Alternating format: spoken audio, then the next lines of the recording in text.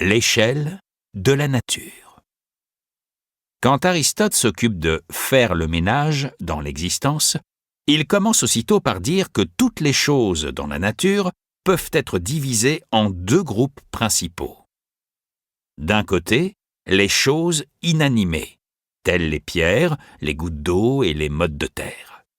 Celles-ci n'ont en elles aucune possibilité de se transformer en autre chose. Ces choses non vivantes peuvent, selon Aristote, uniquement se modifier par une intervention extérieure. De l'autre côté, nous avons les choses vivantes qui portent en elles la possibilité de se transformer. Concernant les choses vivantes, Aristote indique qu'elles appartiennent à deux groupes, les végétaux vivants, ou les plantes, et les êtres vivants. Pour finir, les êtres vivants se divisent en deux sous-groupes, les animaux et les hommes. Reconnais que cette classification est simple et claire. Il y a une différence fondamentale entre une chose vivante et une chose inanimée, par exemple entre une rose et une pierre. De même, il existe une différence fondamentale entre les végétaux et les animaux, par exemple entre une rose et un cheval. J'ajouterais même qu'il existe une différence assez nette entre un cheval et un homme. Mais si l'on veut être plus précis, en quoi consistent ces différences? Peux-tu me le dire? Je n'ai malheureusement pas le temps d'attendre que tu me répondes par écrit en glissant un sucre dans une enveloppe rose. Aussi, autant répondre moi-même. Quand Aristote sépare les phénomènes naturels en différents groupes, il part des qualités des choses, ou plus exactement, de ce qu'elles peuvent faire ou de ce qu'elles font. Toutes les choses vivantes, végétaux, animaux et hommes, possèdent la faculté de se nourrir, de grandir et de se développer à partir d'elles-mêmes. Tous les êtres vivants, animaux et hommes, possèdent également la faculté de percevoir le monde environnant et de se mouvoir dans la nature. Tous les hommes ont en outre la faculté de penser, autrement dit, de classer les impressions de leurs sens en différents groupes et catégories. Vu sous cet angle, il n'y a pas de frontières bien délimitées dans la nature. Nous assistons davantage à un glissement du plus simple au plus compliqué, aussi bien pour les végétaux que pour les animaux. Tout en haut de cette échelle se trouve l'homme dont la vie, selon Aristote, résume celle de la nature tout entière. L'homme grandit et se nourrit de plantes.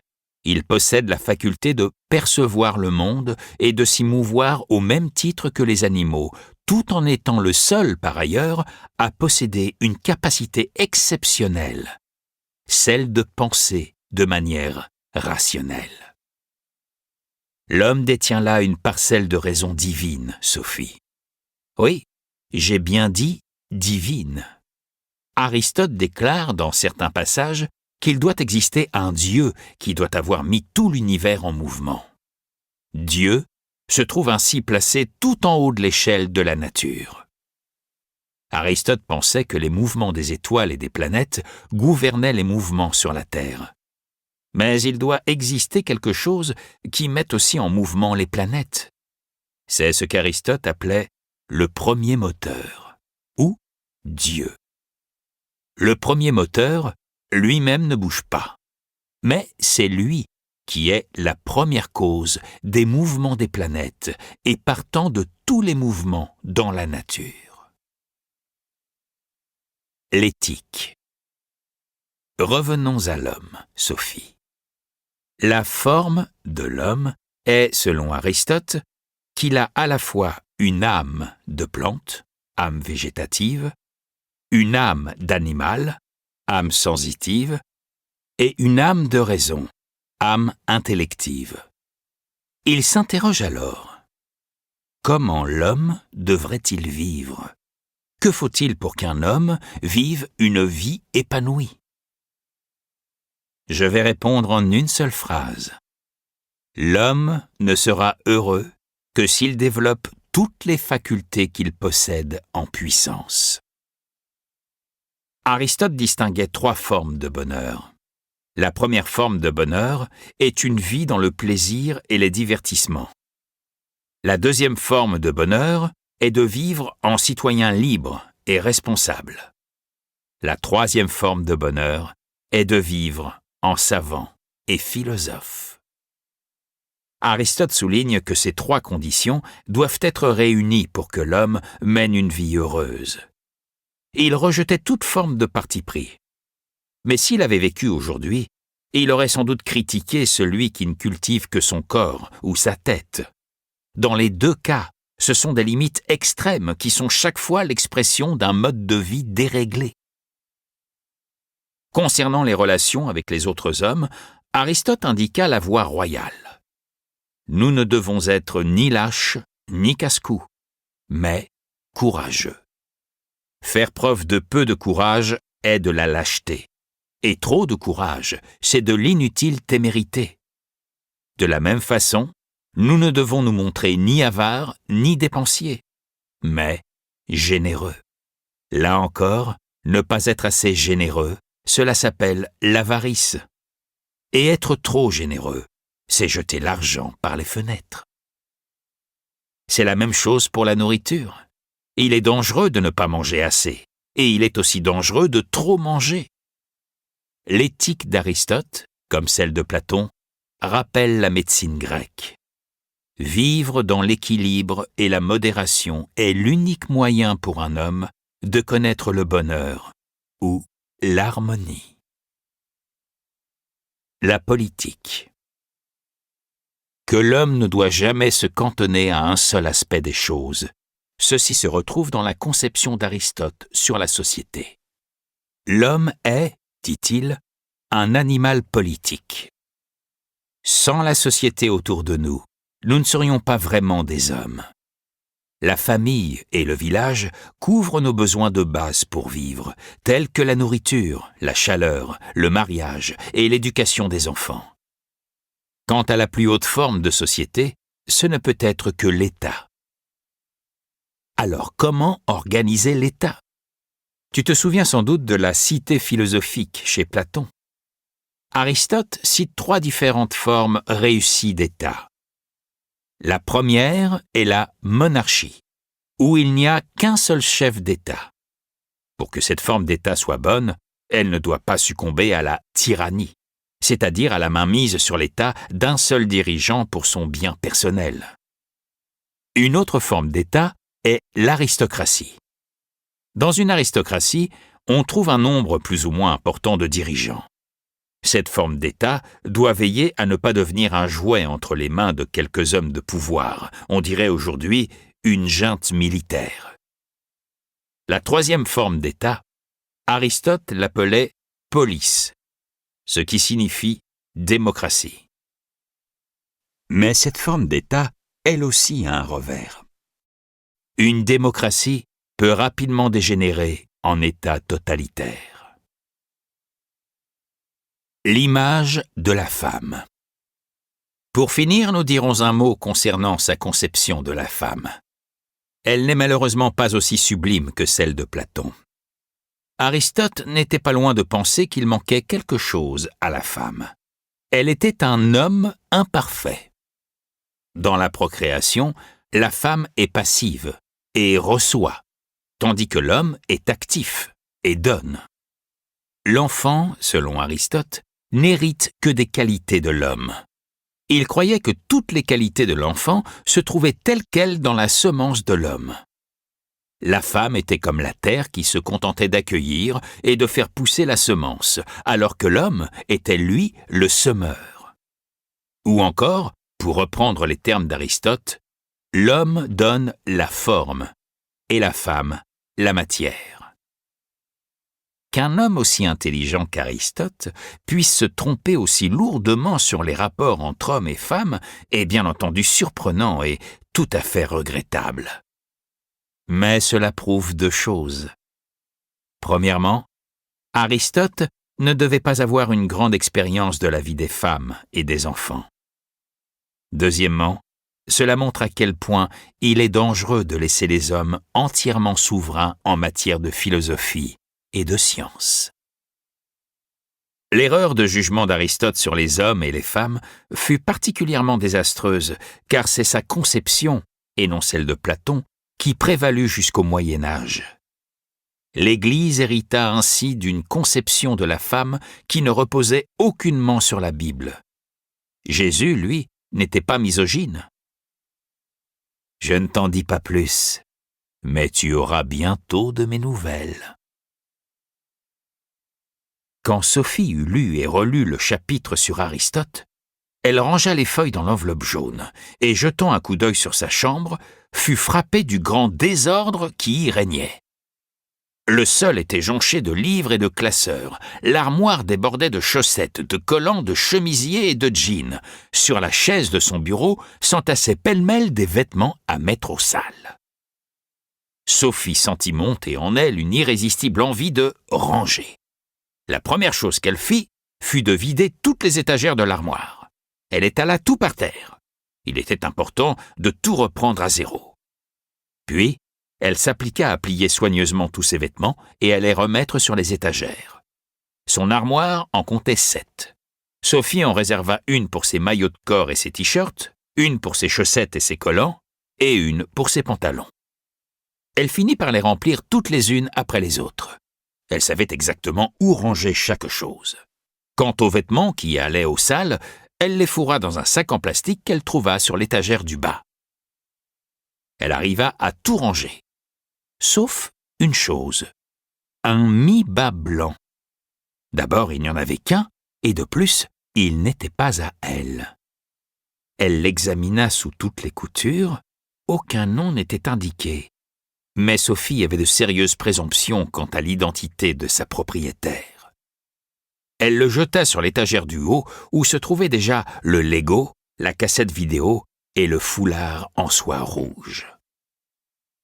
Puis, ce fut au tour du plancher.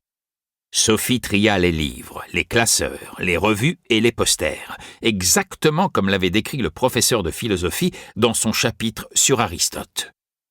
Quand tout fut enfin rangé, elle fit son lit, puis s'attaqua à son bureau.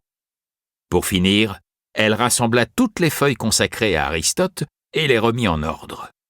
Elle prit une poinçonneuse, perfora les feuilles, et les rangea soigneusement dans un classeur qu'elle glissa ensuite sur l'étagère du haut avec le mi-bas blanc. Plus tard dans la journée, elle irait rechercher la boîte à gâteaux dans sa cabane. À partir de maintenant, les choses allaient être en ordre. Cela ne s'appliquait pas seulement à ce qui était dans sa chambre, mais, après avoir lu Aristote, elle comprit qu'il était également important d'avoir de l'ordre dans ses idées et ses concepts. Elle avait réservé toute l'étagère du haut à ce genre de questions. C'était le seul endroit de la pièce qui, finalement, continuait à lui échapper. Cela faisait plusieurs heures que sa mère ne s'était pas manifestée. Sophie descendit l'escalier. Avant de réveiller sa mère, elle tenait d'abord à nourrir ses animaux.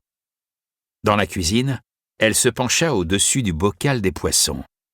L'un d'eux était noir, l'autre orange, et le troisième blanc et rouge. C'est pourquoi elle les avait surnommés Pirate Noir, Boucle d'Or et Petit Chaperon Rouge. Tout en leur jetant des glaçons et des daphnies, elle leur dit : « Vous appartenez au monde vivant de la nature. C'est pourquoi vous pouvez vous nourrir, grandir et vous développer. D'une manière plus définie, vous appartenez au monde animal. Vous pouvez bouger et regarder autour de vous. Pour être encore plus précis, vous êtes des poissons. Aussi, vous pouvez respirer avec des branchies et nager en tous sens dans l'eau de la vie. » Sophie remit le couvercle sur la boîte de Daphnie. Elle se sentait satisfaite de la place des poissons rouges dans l'ordre de la nature, et tout particulièrement de l'expression « l'eau de la vie ». Puis ce fut au tour des perruches. Sophie plaça un peu de nourriture dans la coupelle en disant : « Cher Cri-Cri et Gris-Gris, vous êtes devenus d'adorables perruches en vous développant à partir d'adorables œufs de perruches. Et parce qu'il était dans la nature de ces œufs de donner des perruches, vous n'êtes heureusement pas devenus d'horribles perroquets jacasseurs. » Sophie alla dans la salle de bain. C'est là, dans un grand carton, que vivait sa tortue si paresseuse. Régulièrement, disons une fois sur 3 ou 4, elle entendait sa mère hurler sous la douche qu'elle finirait un jour par la tuer. Mais ce n'était qu'une menace en l'air. Elle sortit une feuille de salade d'un grand pot de confiture et la déposa au fond du carton. « Chère Govinda, dit-elle, on ne peut pas dire que tu fasses partie des animaux les plus rapides qui soient, mais tu n'en es pas moins un animal qui a sa petite place dans le grand monde où nous vivons. Si ça peut te consoler, dis-toi que tu n'es pas la seule qui ne cherche pas à se surpasser. » Shere Khan était sans doute parti à la chasse aux souris selon sa nature de chat. Pour aller dans la chambre de sa mère, Sophie traversa le salon. Sur la table, il y avait un vase rempli de jonquilles. Elle eut l'impression que les fleurs jaunes s'inclinaient respectueusement sur son passage. Sophie s'arrêta un instant et laissa ses doigts caresser les corolles lisses. « Vous aussi, vous appartenez au monde vivant de la nature, » dit-elle. « Vu sous cet angle, vous avez un certain avantage sur le vase en cristal dans lequel vous êtes. Malheureusement, vous n'êtes pas capable de vous en rendre compte. » Sophie se glissa ensuite dans la chambre de sa mère. Celle-ci dormait encore profondément, et Sophie lui posa la main sur la tête. « Tu es parmi les plus heureuses créatures ici, » dit-elle. « Car tu n'es pas seulement vivante comme les jonquilles dans les prés, et tu n'es pas simplement un être vivant comme Shere Khan et Govinda. Tu es un être humain, c'est-à-dire que tu as une faculté rare, celle de penser. »« Qu'est-ce que tu dis, Sophie ?» Tiens, elle se réveilla un peu plus vite que d'habitude. « Je dis seulement que tu ressembles à une tortue indolente. Sinon, si ça t'intéresse, à titre d'information, j'ai rangé ma chambre. Je me suis attelé à cette tâche avec une application toute philosophique. » Sa mère se redressa à moitié dans le lit. « Attends, je me lève. Tu veux bien me préparer un peu de café ?» Sophie fit ce qu'elle lui demandait, et elles se retrouvèrent bientôt toutes les deux dans la cuisine, devant une tasse de café, une tasse de chocolat et un jus de fruits. « Tu ne t'es jamais demandé pourquoi nous vivons, maman ?» demanda Sophie en rompant le silence. « Ah, on peut vraiment dire que tu ne me lâches pas, toi. » « Mais si, parce que maintenant j'ai la réponse. Des hommes vivent sur cette planète pour que quelqu'un s'y promène en donnant un nom à chaque chose ici-bas. » « Ah, je n'avais jamais pensé à ça. » « Alors tu as un gros problème, car l'homme est un être pensant. Si tu ne penses pas, tu n'es donc pas un être humain. » « Sophie, imagine un peu qu'il n'y ait que des plantes et des animaux ici-bas. Personne n'aurait su distinguer les chats des chiens ou les jonquilles des groseilles à maquereaux. Les plantes et les animaux, eux aussi, sont vivants, mais nous sommes les seuls à pouvoir classer la nature en différentes catégories. »« Tu es vraiment une drôle de fille, » laissa tomber sa mère. « J'espère bien, » répliqua Sophie. « Tous les êtres humains sont plus ou moins bizarres. Je suis un être humain, donc je suis plus ou moins bizarre. Tu n'as qu'une fille. Il est donc normal que je te paraisse une drôle de fille. Je voulais simplement dire que tu m'effraies avec tous ces discours que tu me tiens. Eh bien, il ne t'en faut pas beaucoup pour t'effrayer. » Plus tard, dans l'après-midi, Sophie retourna dans sa cabane chercher la boîte à gâteaux, et elle réussit à la ramener discrètement dans sa chambre sans que sa mère s'en aperçoive. Tout d'abord, elle commença par classer tous les feuillets par ordre chronologique. Elle les perfora et les rangea dans le classeur avant le chapitre sur Aristote. Pour finir, elle numérota les pages tout en haut à droite. Il y en avait déjà plus de 50. Elle était en réalité en train de composer son premier livre de philosophie. Certes, elle ne l'avait pas écrit elle-même, mais il avait été écrit spécialement pour elle.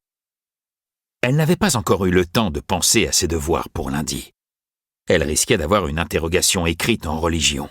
Mais le professeur ne cessait de répéter qu'il appréciait les prises de position et les opinions personnelles.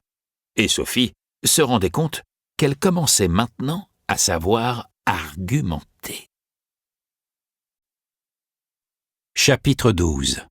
L'hellénisme. Une étincelle du feu. Le professeur de philosophie avait commencé à faire parvenir les lettres directement à la vieille haie. Mais par habitude, Sophie tint cependant à jeter un coup d'œil à la boîte aux lettres lundi matin. Elle était vide. Il fallait s'y attendre. Alors elle se mit à descendre l'allée des trèfles et aperçut soudain une photographie par terre. C'était l'image d'une Jeep blanche avec un drapeau bleu qui portait la mention « ONU ». N'était-ce pas le drapeau des Nations Unies? Sophie retourna la photo et vit que c'était une carte postale adressée à Hilde Moller-Knag, au bon soin de Sophie Amundsen. Le timbre était norvégien et avait été oblitéré par le contingent des Nations Unies le vendredi 15 juin 1990. Le 15 juin. Mais c'était l'anniversaire de Sophie. Le texte de la carte disait « Chère Hilde, je suppose que tu es encore en train de fêter ton anniversaire, à moins que ce ne soit déjà le lendemain. Enfin, savoir combien de temps tu profiteras de ce cadeau, voilà qui n'est pas le plus important, puisque d'une certaine façon, il durera toute ta vie. Alors laisse-moi juste te souhaiter un joyeux anniversaire. Tu auras compris, je pense, pourquoi j'envoie les cartes à Sophie. J'ai la profonde certitude qu'elle te les transmettra. PS. Maman m'a dit que tu avais perdu ton portefeuille. Je te promets de te donner 150 couronnes pour le remplacer. Quant à ton certificat de scolarité, tu en obtiendras sans problème un autre de l'école, avant les grandes vacances. Ton papa qui t'embrasse tendrement. Sophie resta pétrifiée, comme collée à l'asphalte. Quelle était la date du cachet de la poste sur la carte précédente? Quelque chose en elle lui disait que l'autre carte avait aussi été oblitérée en juin, bien qu'il restât encore un mois d'ici là. Mais elle n'avait peut-être pas fait attention. Elle regarda sa montre et rentra précipitamment à la maison. Tant pis si elle était en retard. Elle referma la porte à clé derrière elle et monta dans sa chambre où elle retrouva sous le foulard de soie rouge la première carte adressée à Hilde. Elle ne s'était pas trompée. Le cachet indiquait le 15 juin, c'est-à-dire l'anniversaire de Sophie et le dernier jour de classe avant les grandes vacances. Tout en courant rejoindre Joron au centre commercial, ses pensées se bousculaient. Qui était Hilde? Comment son père pouvait-il être aussi sûr que Sophie la retrouverait? De toute façon, c'était complètement absurde de lui envoyer des cartes à elle plutôt qu'à sa fille directement. Il devait quand même connaître l'adresse de sa propre fille. C'était une plaisanterie ou quoi? Voulait-il faire une surprise à sa fille en se servant d'une inconnue pour jouer les détectives et les messagers? Était-ce pour cette raison que les cartes étaient antidatées d'un mois? S'imaginait-il en la prenant comme intermédiaire offrir à sa fille une nouvelle amie en cadeau d'anniversaire? Était-ce elle ce cadeau qui devait durer toute la vie? Si cet étrange père se trouvait vraiment au Liban, comment avait-il obtenu son adresse? Sophie et Hilde avaient en tout cas 2 points communs. Si l'anniversaire de Hilde tombait aussi un 15 juin, elles étaient nées le même jour et avaient toutes les deux un papa qui voyageait dans le vaste monde. Sophie se sentit entraînée dans un univers magique. Après tout, croire au destin, ce n'était pas si idiot que ça. Mais elle ne devait pas tirer des conclusions trop hâtives. Il existait certainement une explication. Cela dit, comment se faisait-il qu'Alberto Knox ait retrouvé le portefeuille de Hilde alors qu'elle habitait à l'île Sand, à des dizaines de kilomètres du chalet? Et pourquoi Sophie avait-elle trouvé la carte postale par terre? Est-ce que le postier l'avait perdue de sa sacoche juste avant d'arriver à la boîte aux lettres de Sophie? Mais dans ce cas, pourquoi juste cette carte-là? « Non, mais tu as vu l'heure » s'écria Joron en apercevant enfin Sophie. « Je sais. » Joron lui jeta un regard aussi sévère que celui d'un professeur d'école. « J'espère que tu as une excuse valable. »« C'est à cause de l'ONU, » répondit Sophie. « J'ai été retenue par une milice ennemie au Liban. Arrête avec tes histoires. T'es amoureuse, c'est ça? Puis, elles coururent à l'école aussi vite que possible. L'interrogation écrite du cours de religion, que Sophie n'avait pas eu le temps de réviser, eut lieu en 3e heure. Tel était l'intitulé du sujet. Conception de la vie et tolérance. 1. Dresser une liste de ce qu'un homme doit savoir, puis une seconde liste de ce en quoi un homme doit croire. 2. Indiquer certains facteurs qui déterminent la conception de vie d'un homme. 3. Que veut-on dire par conscience? La conscience est-elle selon vous la même pour tous? 4. Qu'entend-on par échelle des valeurs? Sophie se concentra longuement avant d'écrire la première ligne. Pouvait-elle se servir de certaines choses qu'elle avait apprises d'Alberto Knox? Elle y était en fait obligée, car cela faisait plusieurs jours qu'elle n'avait même pas ouvert son livre de religion. À peine avait-elle commencé que les phrases jaillirent de sa plume. Sophie écrivit que nous savons que la Lune n'est pas un grand fromage et qu'il y a aussi des cratères sur la face cachée de la Lune, que Socrate et Jésus furent condamnés à mort, que tous les êtres humains sont appelés à mourir un jour ou l'autre, que les grands temples sur l'Acropole furent érigés après les guerres persiques vers l'an 400 avant Jésus-Christ et que le principal oracle des Grecs était celui de Delphes. Comme exemple de ce que nous pouvons seulement croire, elle cita le problème de savoir s'il y avait de la vie sur d'autres planètes, s'il existe un Dieu, s'il y a une vie après la mort, et si Jésus était le Fils de Dieu ou juste un être intelligent. En tout cas, nous ne pouvons pas savoir quelle est l'origine du monde, conclut-elle. L'univers peut se comparer à un gros lapin qu'on sort d'un grand chapeau haute forme.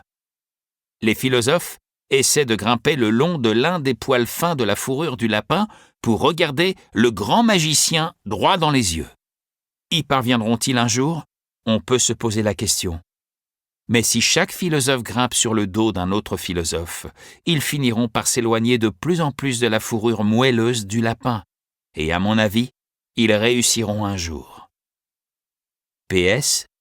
Dans la Bible, nous entendons parler de quelque chose qui peut avoir été un de ces poils fins de la fourrure du lapin. Ce poil-là, c'était la tour de Babel qui fut rasée parce que le grand magicien n'a pas aimé que des petites bestioles d'hommes veuillent se hisser et s'échapper du lapin blanc qu'il venait de créer. Elle passa à la deuxième question. Indiquer certains facteurs qui contribuent à déterminer la conception de vie d'un homme. Le milieu et l'éducation jouaient, cela va de soi, un rôle primordial. Les hommes qui vivaient à l'époque de Platon avaient une conception de vie différente de celle des gens d'aujourd'hui, simplement parce qu'ils vivaient à une autre époque et dans un autre milieu. Les expériences que l'on choisissait de faire comptaient elles aussi. La raison ne dépendait pas du milieu, elle était commune à tous les hommes. On pouvait peut-être comparer le milieu et les conditions sociales avec la situation qui prévalait au fond de la caverne de Platon. La raison permettait à l'individu de quitter en rampant l'obscurité de la caverne. Mais une telle entreprise nécessitait une bonne dose de courage personnel. Socrate constituait un bon exemple de quelqu'un qui s'était affranchi des opinions courantes de son temps, en faisant appel à sa raison.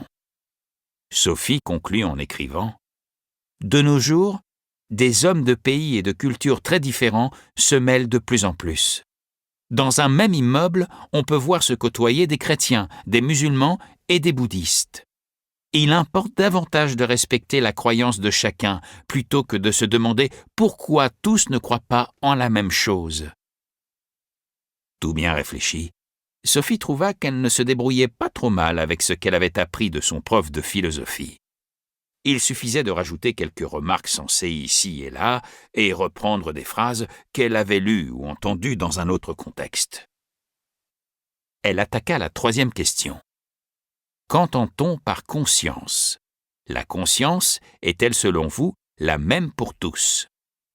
C'était un sujet dont il avait été beaucoup question en classe. Sophie écrivit. On entend généralement par conscience la faculté qu'ont les hommes de réagir vis-à-vis du juste et du faux.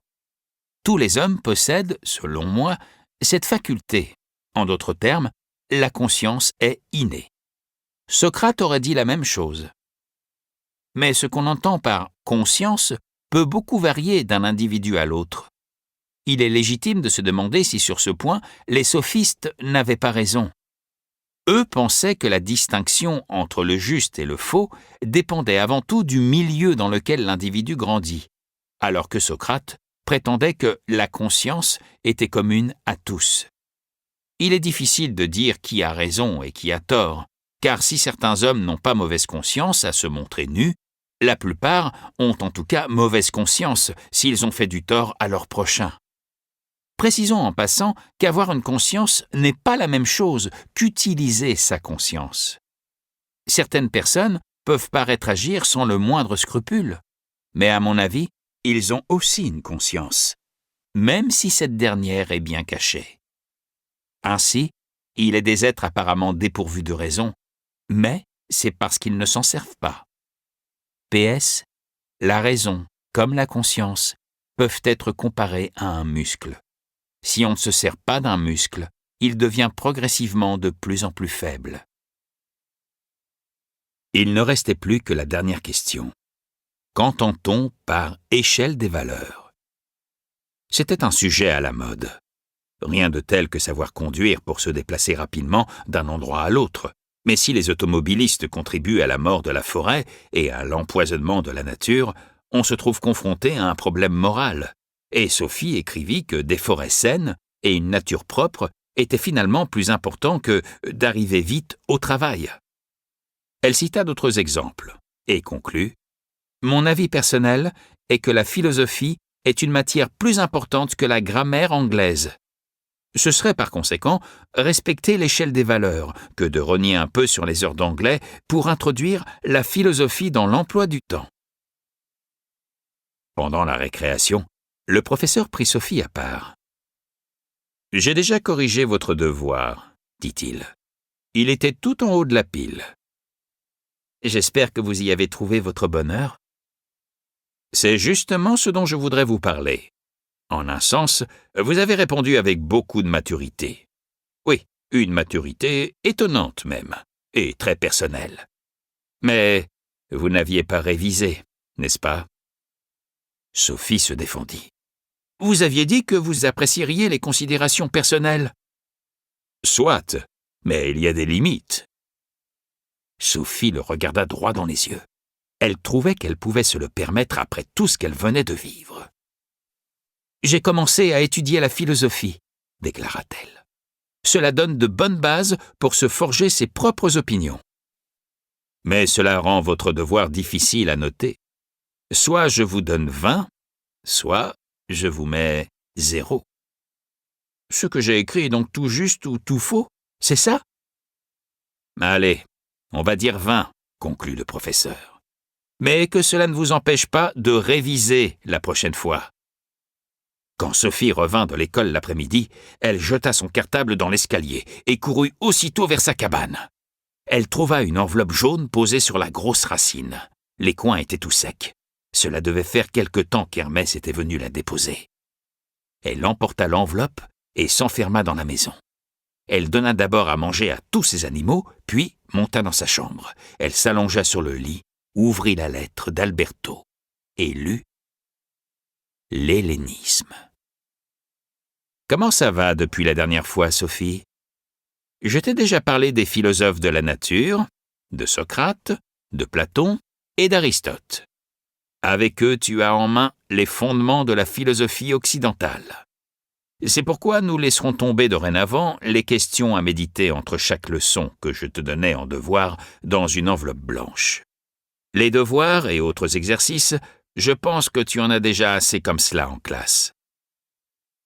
Je vais te parler de la longue période qui s'étend d'Aristote, à la fin du IVe siècle avant Jésus-Christ, jusqu'au début du Moyen Âge, vers 400 après Jésus-Christ. Tu remarqueras que nous écrivons désormais avant et après Jésus-Christ, car justement, il s'est passé à cette époque quelque chose de primordial et de très étrange, à savoir la chrétienté. Aristote mourut en 322 avant Jésus-Christ, date à laquelle Athènes n'exerçait plus sa domination. Telle était la conséquence des grands changements politiques ainsi que des conquêtes d'Alexandre le Grand. Alexandre le Grand était roi de Macédoine. Aristote aussi venait de Macédoine. Il fut même un temps le précepteur du jeune Alexandre. C'est Alexandre qui remporta la dernière victoire décisive contre les Perses. Autre chose encore, Sophie. À l'aide de sa nombreuse armée, il relia l'Égypte et tout l'Orient jusqu'à l'Inde à la civilisation grecque. On entre alors dans une ère toute nouvelle de l'histoire des hommes. Une nouvelle société à l'échelle mondiale vit le jour, au sein de laquelle la culture et la langue grecque jouèrent un rôle prédominant. Cette période, qui dura environ 300 ans, on l'a appelée l'hellénisme. Le terme d'hellénisme recouvre à la fois la période proprement dite et la culture à prédominance grecque qui s'épanouit dans les 3 grands royaumes hellénistiques, la Macédoine, la Syrie et l'Égypte. À partir de 50 avant Jésus-Christ, Rome eut la suprématie militaire et politique. La nouvelle grande puissance reconquit les unes après les autres toutes les provinces hellénistiques, et ce fut au tour de la culture romaine et du latin de pénétrer loin en Asie et de s'étendre à l'ouest jusqu'en Espagne. Ce fut le début de l'époque romaine, ce que nous appelons aussi l'Antiquité tardive. Mais il faut bien retenir une chose. Lorsque les Romains réussirent à conquérir le monde hellénistique, Rome était déjà devenue une province de culture grecque. Ainsi s'explique le fait que la culture grecque, et partant la philosophie grecque, continuèrent à jouer un rôle important, alors que les Grecs, sur le plan politique, en étaient réduits à n'être plus que les acteurs d'une épopée. Religion, philosophie et science. L'hellénisme était caractérisé par la suprématie du modèle grec, qui ignorait les frontières entre les pays ainsi que leur propre culture. Les Grecs, les Romains, les Égyptiens, les Babyloniens, les Syriens et les Perses avaient autrefois vénéré leurs dieux dans le cadre de ce que nous pourrions appeler une religion nationale. Désormais, les différentes cultures se fondaient en une seule gigantesque potion de sorcière, où se retrouvaient pêle-mêle toutes les conceptions religieuses, philosophiques et scientifiques. L'agora, ou la place publique, fut en quelque sorte remplacée par la scène mondiale. L'agora aussi résonnait de différentes voix qui vendaient toutes sortes de marchandises, colportant en même temps des idées et des pensées. La nouveauté, c'était que les marchés regorgeaient dorénavant de denrées et d'idées du monde entier, et qu'on y entendait parler toutes sortes de langues. Que la pensée grecque trouvait là un terrain de prédilection bien au-delà des anciennes provinces grecques, nous l'avons déjà dit. Dorénavant, les dieux orientaux furent également vénérés tout autour de la Méditerranée. Plusieurs nouvelles religions virent le jour qui empruntaient leurs dieux et leurs croyances à plusieurs vieilles nations. C'est ce qu'on appelle le syncrétisme, ou le mélange des religions. Les hommes étaient autrefois intimement liés à leur propre peuple et à leur cité. Avec l'abolition des frontières et des lignes de démarcation, beaucoup furent envahis par le doute et l'incertitude concernant leur conception de vie. L'Antiquité tardive était sous le signe du doute, de la chute des valeurs culturelles et du pessimisme. Le monde est vieux, voilà ce qu'on disait. Les nouvelles religions qui virent le jour pendant l'hellénisme ont tout un point commun, à savoir un enseignement pour délivrer les hommes de la mort. Cet enseignement était le plus souvent secret. En accomplissant en outre certains rites, l'homme pouvait espérer l'immortalité de l'âme et la vie éternelle. Et il importait autant d'avoir une intuition de la vraie nature de l'univers que de respecter les pratiques religieuses pour obtenir le salut de l'âme. Voilà pour ce qui est des nouvelles religions, Sophie. Mais la philosophie aussi s'orienta de plus en plus vers le salut et une certaine sérénité de la vie. La pensée philosophique n'avait pas seulement une valeur en elle-même, elle devait permettre à l'homme de se libérer de l'angoisse de la mort et du pessimisme. La frontière entre la religion et la philosophie devint alors bien ténue. On peut avancer sans se tromper que la philosophie de l'hellénisme ne brillait pas par son originalité. Aucun nouveau Platon ou Aristote à l'horizon. Cependant, les trois grands philosophes d'Athènes contribuèrent fortement à inspirer plusieurs courants philosophiques que je vais te brosser à grands traits. La science de l'hellénisme était aussi caractérisée par le mélange d'expériences de différentes cultures. La ville d'Alexandrie en Égypte joua un rôle clé comme point de rencontre entre l'Orient et l'Occident. Tandis qu'Athènes restait la capitale de la philosophie, avec les écoles philosophiques héritées de Platon et d'Aristote, Alexandrie devint la capitale de la science. Avec son extraordinaire bibliothèque, cette ville devint le centre des mathématiques, de l'astronomie, de la biologie et de la médecine. On pourrait comparer la culture hellénistique avec le monde d'aujourd'hui. Notre XXe siècle est également caractérisé par une société très ouverte aux influences extérieures. Cela a provoqué aussi de grands bouleversements en matière de religion et de conception de la vie. Comme à Rome, au début de notre ère, on pouvait rencontrer des représentations de dieux grecs, égyptiens et orientaux.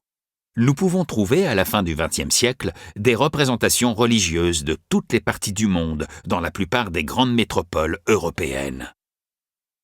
Nous pouvons observer à notre époque tout un mélange d'anciennes et de nouvelles religions, de philosophie et de sciences réapparaître sous diverses formes et proposer sur le marché de prétendus nouveaux choix de vie.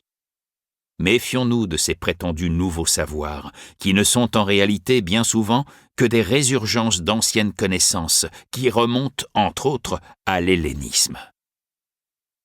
Comme je l'ai déjà dit, la philosophie hellénistique travailla à approfondir les questions soulevées par Socrate, Platon et Aristote.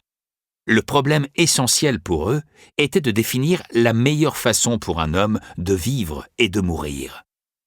L'éthique devint le projet philosophique le plus important dans la nouvelle société. Toute la question était de savoir en quoi consistait le vrai bonheur et comment l'atteindre. Nous allons étudier 4 de ces courants philosophiques. Les cyniques. On raconte que Socrate s'arrêta un jour devant une échoppe qui proposait différentes marchandises. À la fin, il s'écria « Que de choses dont je n'ai pas besoin ». Cette déclaration pourrait être le mot d'ordre des cyniques. Antisthène jeta les bases de cette philosophie à Athènes, vers 400 avant Jésus-Christ. Il avait été l'élève de Socrate et avait surtout retenu la leçon de frugalité de Socrate. Les cyniques mettaient l'accent sur le fait que le bonheur n'est pas dans les choses extérieures comme le luxe matériel, le pouvoir politique et la bonne santé. Le vrai bonheur est de savoir se rendre indépendant de ces conditions extérieures, accidentelles et instables. C'est justement parce que le véritable bonheur ne dépend pas de ce genre de choses qu'il est à la portée de tous. Et une fois atteint, c'est pour toujours. Le cynique le plus célèbre fut Diogène, qui fut un élève d'Antisthène. On raconte qu'il vivait dans un tonneau et ne possédait qu'un manteau, un bâton et un sac pour son pain. Difficile dans ces conditions de l'empêcher d'être heureux. Un jour qu'il était assis devant son tonneau à profiter du soleil, il reçut la visite d'Alexandre le Grand. Celui-ci s'arrêta devant le sage et lui demanda s'il désirait quelque chose. Diogène répondit « Je veux bien que tu fasses un pas de côté pour laisser le soleil briller sur moi. » Il démontra par là qu'il était à la fois plus riche et plus heureux que le grand conquérant, puisqu'il avait tout ce qu'il désirait. Les cyniques pensaient que l'homme ne devait se préoccuper ni de sa propre santé, ni de la souffrance, ni de la mort. Il ne devait pas non plus se laisser troubler en prêtant attention aux souffrances d'autrui. De nos jours, les termes cynique et cynisme s'emploient pour exprimer le manque de compassion envers autrui. Les stoïciens. Les cyniques eurent une grande importance pour les stoïciens dont la philosophie vit le jour à Athènes vers 300 avant Jésus-Christ. Leur fondateur fut Zénon, qui était originaire de Chypre, mais se joignit aux cyniques à Athènes après que son navire eut fait naufrage. Il avait coutume de rassembler ses disciples sous un portique. Le nom stoïcien vient du mot stoa, portique. Le stoïcisme exerça par la suite une grande influence sur la culture romaine. Comme Héraclite, les stoïciens pensaient que tous les hommes faisaient partie intégrante de la raison universelle ou du logos. Chaque individu est un monde en miniature, un microcosme, qui est le reflet du macrocosme.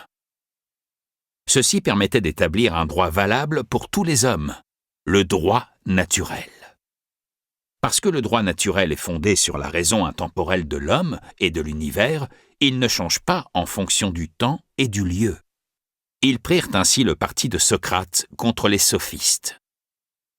Le droit naturel est le même pour tous, même pour les esclaves. Les stoïciens considéraient les livres de loi des différents États comme de pâles copies du droit inhérent à la nature. De même que les stoïciens gommaient la différence entre l'individu et l'univers, ils rejetaient aussi toute idée de contradiction entre l'esprit et la matière. Il n'y a qu'une nature et une seule, disaient-ils. On appelle une telle conception le monisme, en opposition par exemple au dualisme de Platon, c'est-à-dire au caractère double de la réalité. En dignes enfants de leur époque, les stoïciens étaient de vrais cosmopolites. Ils étaient plus ouverts à la culture de leur temps que les philosophes du tonneau, les cyniques. Ils soulignaient l'aspect communautaire de l'humanité, s'intéressaient à la politique et plusieurs d'entre eux y jouèrent un rôle important. Comme l'empereur romain Marc Aurèle, 121-180 après Jésus-Christ. Ils contribuèrent à étendre la culture et la philosophie grecque dans Rome, comme ce fut le cas de l'orateur, du philosophe et de l'homme politique Cicéron, 106-43 avant Jésus-Christ. C'est lui qui créa le concept d'humanisme, c'est-à-dire d'un mode de vie qui place l'individu au centre. Le stoïcien Sénèque, 4 avant Jésus-Christ, 65 après Jésus-Christ, déclara quelques années plus tard que l'homme est quelque chose de sacré pour l'homme. Ceci est resté la devise de tout l'humanisme après lui. Les stoïciens faisaient d'ailleurs remarquer que tous les phénomènes naturels, comme par exemple la maladie et la mort, suivent les lois indestructibles de la nature. C'est pourquoi l'homme doit apprendre à se réconcilier avec son destin. Selon eux, rien n'arrive par hasard. Tout ce qui arrive est le fruit de la nécessité. Et rien ne sert de se lamenter quand le destin vient frapper à la porte. Les heureuses circonstances de la vie, l'homme doit aussi les accueillir avec le plus grand calme. Nous reconnaissons ici une parenté avec les cyniques qui prétendaient que toutes les choses extérieures étaient indifférentes. Nous parlons aujourd'hui de calme stoïque pour qualifier une personne qui ne se laisse pas emporter par ses sentiments. Les épicuriens. Socrate se demandait, nous l'avons dit, comment l'homme pouvait vivre heureux. Les cyniques et les stoïciens l'interprétèrent en prétendant que l'homme devait se libérer de tout luxe matériel. Mais Socrate eut aussi un élève qui s'appelait Aristippe. Selon lui, le but de la vie devait être d'atteindre la plus grande jouissance possible. Le bien suprême est le plaisir, affirmait-il. Le plus grand des maux est la douleur. Ainsi, il voulait développer un art de vivre qui consistait à éviter toute forme de souffrance. Le but des cyniques et des stoïciens était d'accepter la souffrance sous toutes ses formes. C'est autre chose que de chercher à tout prix à éviter la souffrance. Vers 300 avant Jésus-Christ, Épicure, 341-270, fonda une école philosophique à Athènes, les Épicuriens. Il développa la morale de plaisir d'Aristippe tout en la combinant avec la théorie des atomes de Démocrite. On raconte que les épicuriens se retrouvaient dans un jardin. C'est pourquoi on les appelait les philosophes du jardin. La tradition rapporte qu'au-dessus de l'entrée du jardin était placée cette inscription. « Étranger, ici tu seras bien traité. Ici, le plaisir est le bien suprême. » Épicure insistait sur le fait que la satisfaction d'un désir ne doit pas faire oublier les effets secondaires éventuels qui peuvent en résulter. Si tu as déjà eu une crise de foie pour avoir trop mangé de chocolat, tu comprendras ce que je veux dire. Sinon, je te donne l'exercice suivant. Prends tes économies et va t'acheter du chocolat pour 200 couronnes, dans l'hypothèse où tu aimes le chocolat. Il s'agit maintenant de tout manger d'un seul coup. Une demi-heure environ après, tu ne manqueras pas d'éprouver ce qu'Épicure appelait les effets secondaires. Selon Épicure, la satisfaction d'un désir à court terme doit être mise dans la balance avec la possibilité d'un plaisir plus durable ou plus intense à long terme. Imagine que tu décides de te priver de chocolat pendant toute une année afin d'économiser ton argent de poche et t'acheter un nouveau vélo ou passer des vacances à l'étranger. À la différence des animaux, l'homme a en effet la possibilité de planifier sa vie. Il possède la faculté de programmer ses plaisirs. Du bon chocolat, cela représente quelque chose. Mais le vélo et le voyage en Angleterre aussi. Cela dit, Épicure insistait sur la différence qu'il peut exister entre le plaisir et la satisfaction des sens. Des valeurs comme l'amitié ou le plaisir esthétique existent elles aussi. Pour jouir pleinement de la vie, les vieux idéaux grecs de maîtrise de soi, de modération et de calme intérieur sont déterminants. Il faut dompter le désir, car la sérénité permet de mieux supporter aussi la souffrance. Les hommes tourmentés par l'angoisse des dieux cherchaient souvent refuge dans le jardin d'Épicure. À cet égard, la théorie des atomes de Démocrite constituait un bon remède contre la religion et la superstition. Car pour avoir une vie heureuse, il faut d'abord surmonter sa peur de la mort. Sur ce point précis, Épicure se servait de la théorie de Démocrite sur les atomes de l'âme. Tu te souviens peut-être qu'il n'y avait pas, selon lui, de vie après la mort, car tous les atomes de l'âme s'éparpillaient de tous côtés à notre mort. La mort ne nous concerne pas, affirmait Épicure tout simplement. Car tant que nous existons, la mort n'est pas là. Et quand vient la mort, nous n'existons plus. Il est vrai que l'on n'a jamais entendu parler de quelqu'un se plaignant d'être mort. Épicure donna lui-même un résumé de sa philosophie libératrice, avec ce qu'il a appelé les 4 plantes médicinales. Nous n'avons rien à craindre des dieux. La mort ne mérite pas qu'on s'en inquiète. Le bien est facile à atteindre. Le terrifiant est facile à supporter. Dans le contexte grec, ce n'était pas une nouveauté que de comparer le devoir du philosophe avec l'art de la médecine.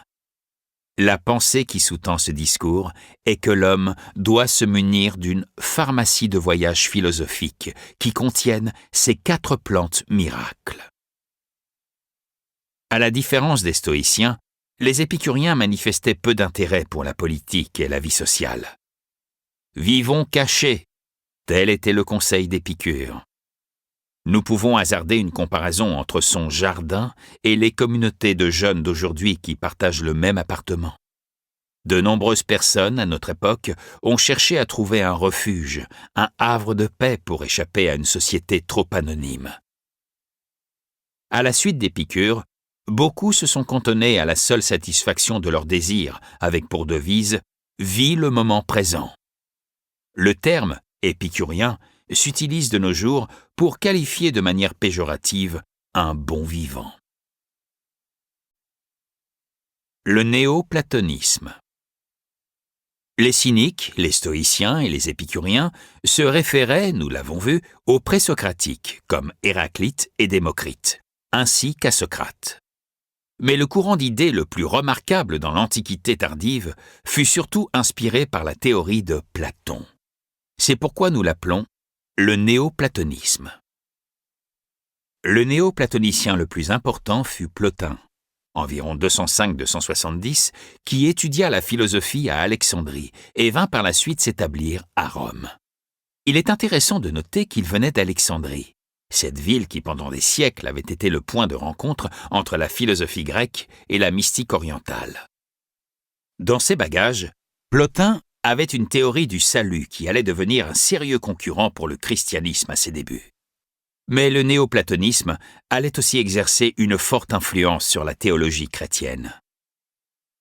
Tu te souviens, Sophie, de la théorie des idées chez Platon ? Il distinguait le monde des idées et le monde des sens, et séparait clairement l'âme de l'homme et son corps. Ainsi, il y a une dualité dans l'homme. Le corps se compose de terre et de poussière, comme toute chose ici-bas dans le monde des sens, tandis que l'âme est immortelle. Cette idée était largement répandue chez beaucoup de Grecs bien avant Platon. Plotin connaissait aussi des conceptions similaires qui avaient cours en Asie. Le monde est, selon Plotin, tendu entre deux pôles. D'un côté, il y a la lumière divine, ce qu'il appelle l'un, ou parfois Dieu. De l'autre côté règne l'obscurité totale, là où la lumière de l'un ne peut pénétrer. Toute la démarche de Plotin est de nous faire prendre conscience que cette obscurité n'a pas d'existence. Elle est une absence de lumière, certes, mais elle n'est pas. La seule chose qui existe, c'est Dieu, ou l'un.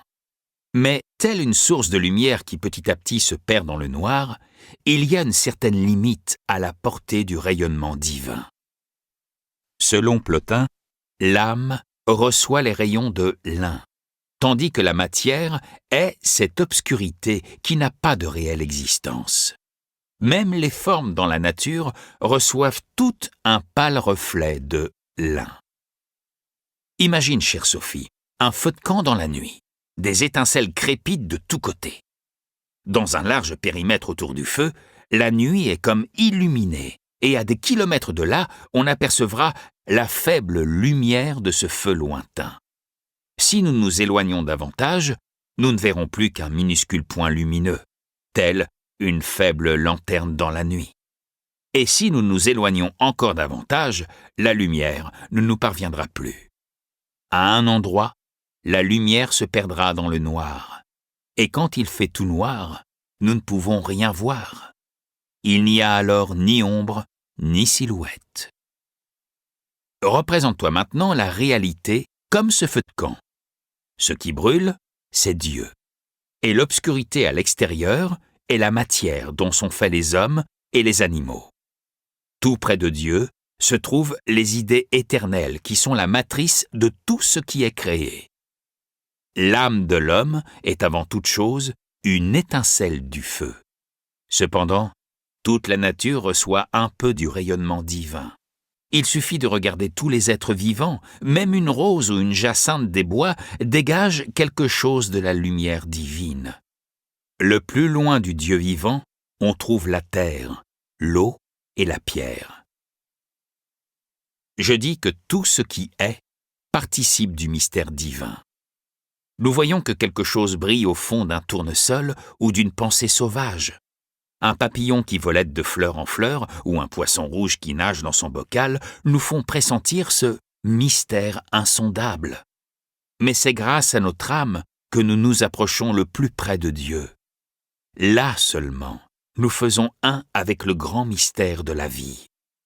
Oui, il peut même nous arriver, à de rares occasions, de ressentir que nous sommes ce mystère divin lui-même. Les images de Plotin rappellent l'allégorie de la caverne chez Platon. Plus on s'approche de l'entrée de la grotte, plus on se rapproche de l'origine de tout ce qui est. Mais à la différence de Platon, qui sépare la réalité en deux parties distinctes, la pensée de Plotin est sous le signe d'une expérience de la totalité. Tout est un, car tout est Dieu. Même les ombres tout au fond de la caverne de Platon reçoivent un pâle reflet de l'un. Au cours de sa vie, Plotin eut quelquefois la révélation que son âme fusionnait avec Dieu. C'est ce que nous appelons une expérience mystique. Plotin n'est pas le seul à avoir eu ce genre de révélation. Il y a eu de tout temps et dans toutes les cultures des personnes qui en ont parlé. Le récit de leur expérience peut légèrement varier, mais on retrouve des traits essentiels dans toutes ces descriptions. Examinons quelques-uns de ces traits. La mystique. Une expérience mystique signifie que l'on ressent une unité avec Dieu ou l'âme du monde. Certaines religions insistent sur le fossé qui existe entre Dieu et la création, mais le mystique fait justement l'expérience qu'un tel fossé n'existe pas. La personne fait corps avec Dieu, s'est fondue en lui. Derrière tout cela, il y a l'idée que ce que nous appelons communément « moi » n'est pas notre véritable « moi ». Dans des moments de fulgurance, nous faisons l'expérience d'appartenir à un « moi » beaucoup plus vaste. Certains l'appellent Dieu, d'autres l'âme du monde, la nature universelle, ou encore la totalité du monde. Au moment de la révélation, le mystique se perd lui-même. Il disparaît ou se fond en Dieu, telle une goutte d'eau qui se perdrait elle-même en se mêlant à l'océan.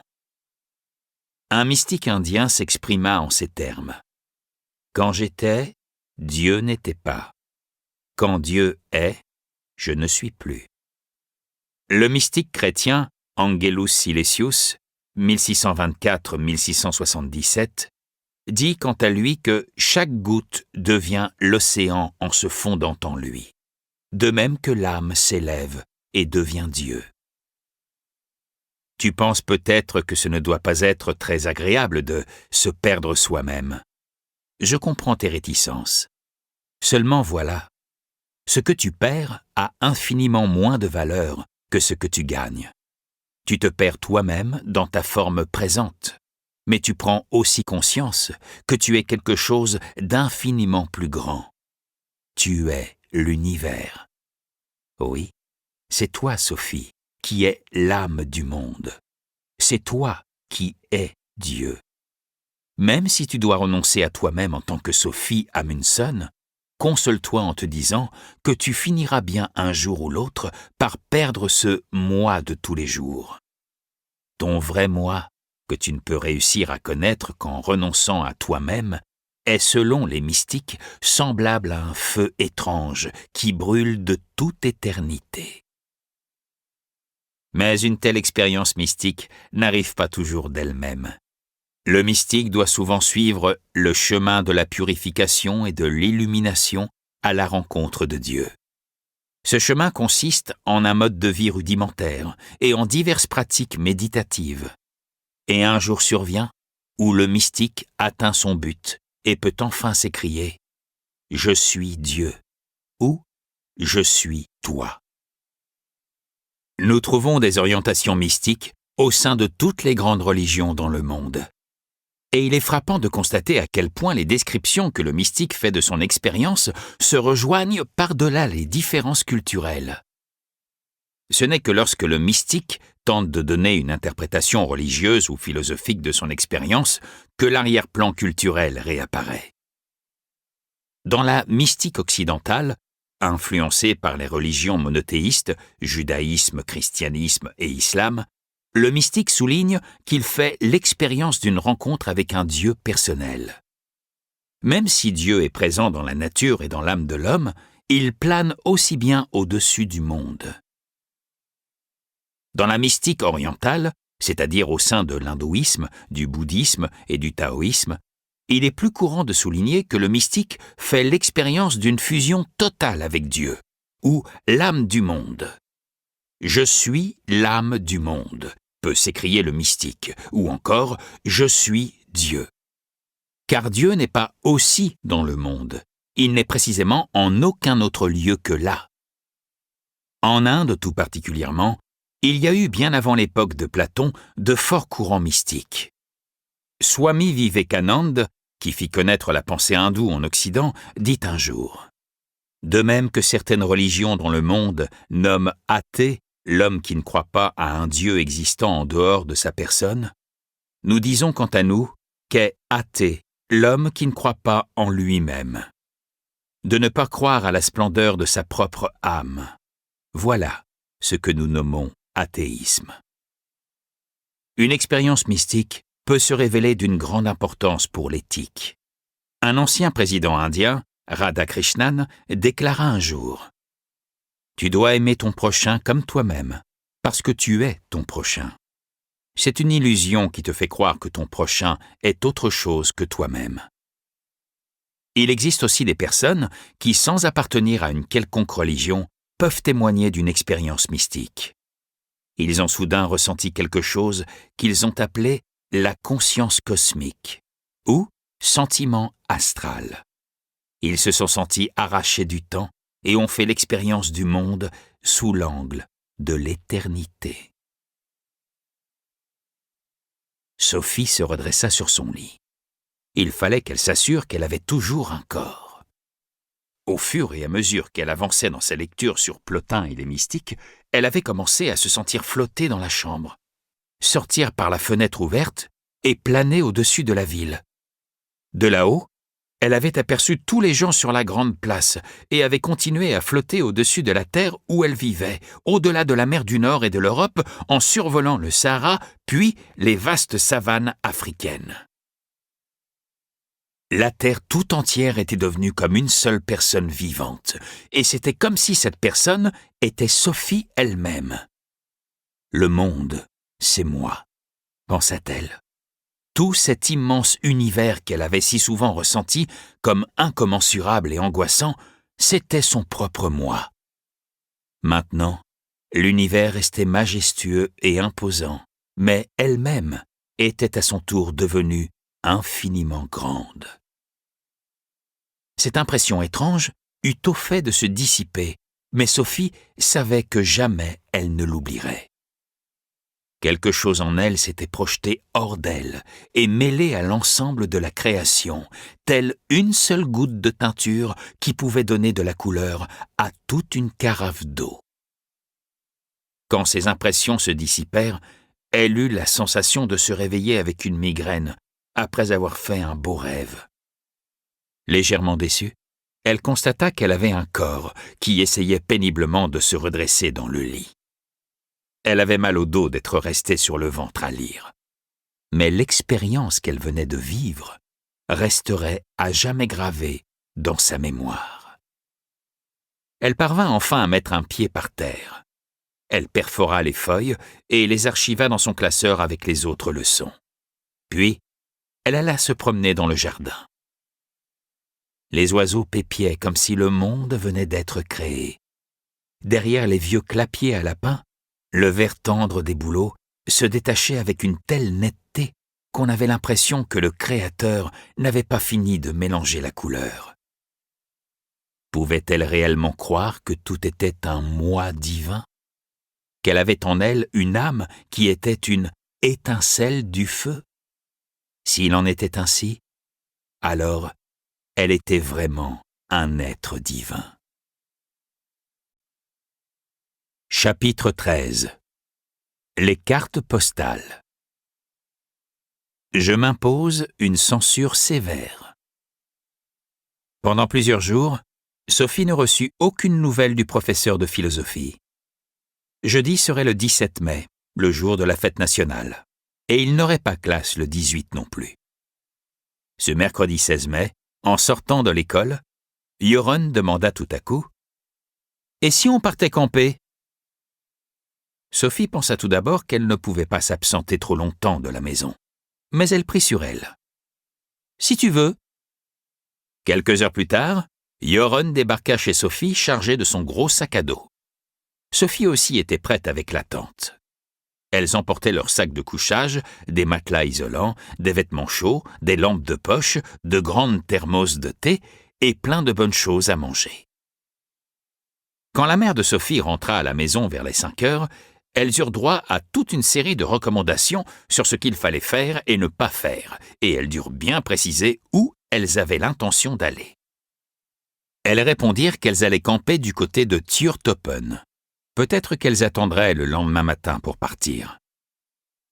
Sophie n'avait pas choisi cet endroit-là tout à fait par hasard. Elle avait cru comprendre que Turtoppen n'était pas très loin du chalet du major. Quelque chose lui disait de retourner là-bas, mais elle savait qu'elle n'oserait plus jamais y aller seule. Elles empruntèrent le sentier qui partait devant la maison de Sophie. Les deux amies parlaient de tout et rien, et Sophie éprouva un certain plaisir à se détendre complètement et à laisser pour une fois de côté la philosophie. Vers 8 heures, elles avaient déjà monté la tente sur un plateau dégagé près de Turtoppen, sorti leur sac de couchage et tout préparé pour la nuit. Une fois qu'elles eurent fini de manger leur copieux sandwich, Sophie demanda : « Tu as entendu parler de Mayerstua ?»« Mayerstua ? C'est le nom d'un chalet là-bas dans la forêt au bord d'un petit lac. Autrefois y habitait un drôle de major. C'est pourquoi on l'appelle le chalet du major, ou encore Mayerstua. Il y a quelqu'un maintenant qui habite là ? On pourrait y jeter un coup d'œil.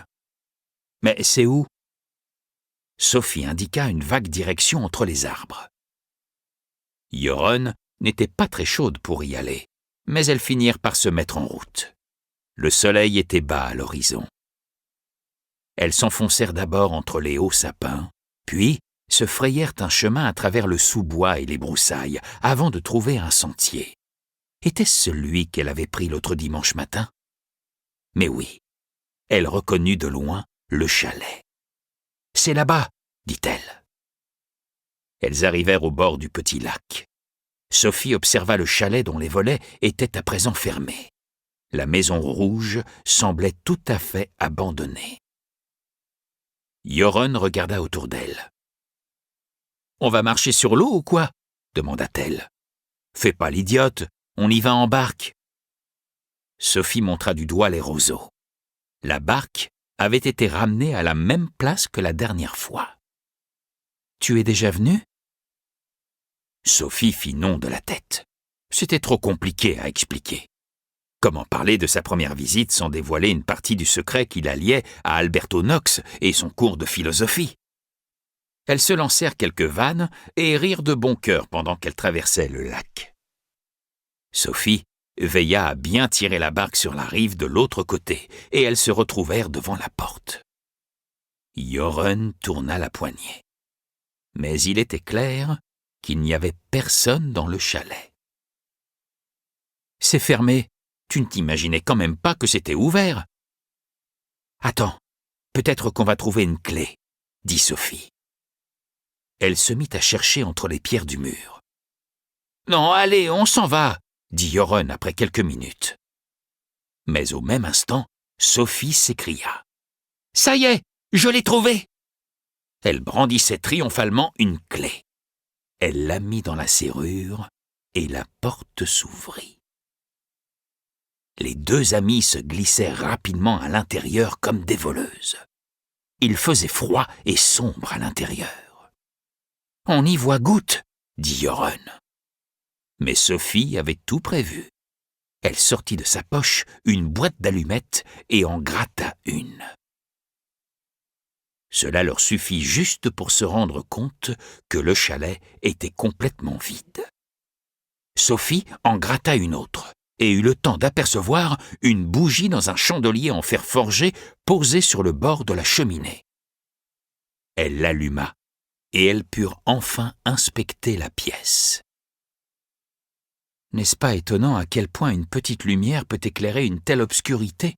demanda Sophie. Son amie acquiesça. « Mais il existe un endroit où la lumière se perd dans le noir, » poursuivit Sophie. « En fait, l'obscurité n'existe pas en tant que telle. Elle n'est que l'absence de la lumière. »« Mais qu'est-ce qui te prend de parler comme ça ? Allez, viens, hein, on s'en va. » « Non, on va d'abord se regarder dans le miroir. » Sophie indiqua le miroir en laiton resté au-dessus de la commode. « Qu'il est beau ! Oui, mais c'est un miroir magique. »« Miroir magique, dis-moi qui est la plus belle. » « Je ne plaisante pas, Jorun. Je t'assure que tu peux regarder de l'autre côté du miroir et apercevoir quelque chose. Mais tu m'as dit que tu n'étais jamais venu ici auparavant. Arrête, ça t'amuse de me faire peur? Sophie resta silencieuse. Souris. Ce fut au tour de Yoron de découvrir quelque chose qui traînait par terre dans un coin. C'était une petite boîte. Yoron se pencha pour la ramasser. « Tiens, des cartes postales !» Sophie poussa un petit cri. « Touche pas à ça, tu m'entends? Touche pas, je te dis !» Yoron sursauta. Elle laissa tomber la boîte comme si elle venait de se brûler. Les cartes s'éparpillèrent sur le sol. Après quelques secondes, elle se mit à rire. « Mais ce ne sont que des cartes postales !» Yoron s'assit par terre. Elle commença à les ramasser, et Sophie aussi. Du Liban, encore du Liban. Elles ont toutes été postées du Liban, constata Yoron. Je sais, ne put s'empêcher de dire Sophie dans un souffle. Tu es donc déjà venue, n'est-ce pas? Oui. Elle se dit qu'après tout, ce serait plus simple d'avouer. Quel mal y avait-il à mettre son amie un peu au courant de toutes les aventures étranges qu'elle avait vécues ces derniers jours? Je n'avais pas envie de t'en parler avant d'être ici. Yoron s'était mise à lire les cartes postales. Elles sont toutes adressées à une certaine Hilde Mollerknag. Sophie n'avait pas encore regardé les cartes. Il n'y a rien d'autre comme adresse? Yoron lut à haute voix. Hilde Mollerknag, au bon soin de Alberto Knox, l'île Sand, Norvège. Sophie poussa un soupir de soulagement. Elle avait craint qu'il ne soit écrit aussi au bon soin de Sophie Amundsen sur les cartes. Rassurée, elle commença à les examiner d'un peu plus près. Le 28 avril, le 4 mai, le 6 mai, le 9 mai... Mais elles ont été postées il y a à peine quelques jours. Ce n'est pas tout. Tous les cachets sont norvégiens. Regarde un peu. Contingent des Nations Unies. Ce sont aussi des timbres norvégiens. Je crois que c'est normal. Ils doivent rester neutres en quelque sorte. Alors ils ont peut-être leur propre bureau de poste sur place. Mais comment leur courrier arrive-t-il chez nous? Par avion militaire, probablement. Sophie posa la bougie par terre et les deux amis se mirent à lire le texte des cartes. Yoron les rangea par ordre chronologique et prit la première carte. Chère Hilde, tu ne peux pas savoir combien je suis heureux à l'idée de rentrer à l'île Sand. Je pense atterrir à Kjevik en début de soirée le jour de la Saint-Jean. J'aurais vraiment aimé être là le jour de tes 15 ans, mais je dois obéir aux ordres militaires. Par contre, je mets tout en œuvre pour que tu aies un très beau cadeau le jour de ton anniversaire. Tendrement, de la part de quelqu'un qui pense très fort à l'avenir de sa fille. PS, j'envoie un double de cette carte à une amie que nous connaissons bien tous les deux. Tu comprendras plus tard, petite Hilde. Je sais qu'actuellement je dois te sembler bien mystérieux, mais fais-moi confiance. Sophie prit la carte suivante. Chère Hilde, ici on vit au jour le jour. Ce que je retiendrai de ces mois passés au Liban, ce sera sans doute la perpétuelle attente. Mais je fais tout ce que je peux pour que tu aies le plus beau cadeau d'anniversaire possible. Je ne peux pas t'en dire plus pour l'instant. Je m'impose une censure sévère. Je t'embrasse, papa. Les deux amis retenaient leur souffle. Aucune des deux n'osait dire un mot, tant elle brûlait de connaître la suite. Ma chère enfant, j'aurais bien aimé t'adresser mes confidences avec une colombe blanche, mais on ne pratique pas l'élevage des colombes blanches au Liban. S'il y a vraiment quelque chose qui fait cruellement défaut à ce pays ravagé par la guerre, ce sont les colombes blanches. Puissent les Nations Unies parvenir un jour à rétablir la paix dans le monde. PS, peut-être que tu peux partager ton cadeau d'anniversaire avec d'autres personnes. Nous verrons cela quand je rentrerai à la maison. Tu ne sais toujours pas de quoi je parle. De la part de quelqu'un qui a tout le temps de penser à nous deux.